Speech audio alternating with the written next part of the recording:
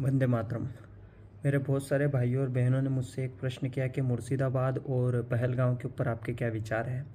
तो मुझे अब ऐसा लगता है कि प्रत्येक हिंदू को अब जागृत होने की आवश्यकता है, शस्त्र उठाने की आवश्यकता है, अपने पौरुष को दिखाने की आवश्यकता है। इनका पूर्ण रूप से बहिष्कार करें, जितना हो सके उतना अधिक बहिष्कार करें। अधिक से अधिक सामान अगर आपको आवश्यकता पड़ती है तो हिंदू से ही लेने का प्रयास करें, क्योंकि अब यह विषय आप लोगों के सामने आया है, यह भी इस वजह से क्योंकि उस महिला ने आपको यह बयान दिया है कि उसने धर्म पूछा उसके बाद मारा है।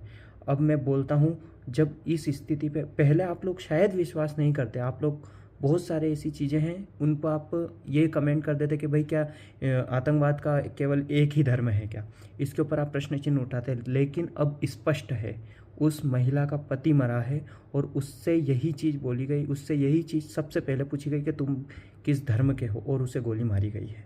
इसलिए अब समझने का विषय है, यह सीधा सीधा आक्रमण हिंदू समाज पे है और यह भारत जो राष्ट्र है यह सिर्फ हिंदुओं का है। इससे भी यह सनातन का धर्म है, यह सनातन का राष्ट्र है, इसे समझिए और अपना कदम उठाइए और शस्त्र उठाइए, इनका पूर्ण रूप से बहिष्कार करिए और यह संदेश पाकिस्तान तक भेजने की कोशिश करिए कि हम जागृत हो चुके हैं, हमारा पौरुष जाग चुका है, अब हम यहाँ बैठे बैठे पाकिस्तान की अर्थव्यवस्था को हिला सकते हैं। यह पूरा पूरा निर्णय लेने की क्षमता अब हम में है और हम इस कार्य को करेंगे, चाहे किसी भी प्रकार से करें। प्रत्येक हिंदू संकल्पित हो कि वह सिर्फ और सिर्फ हिंदू दुकान से ही सामान लेगा, वह अन्य विधर्मियों की दुकान से सामान नहीं लेगा, वह किसी भी प्रकार की उनकी कोई सहायता नहीं करेगा।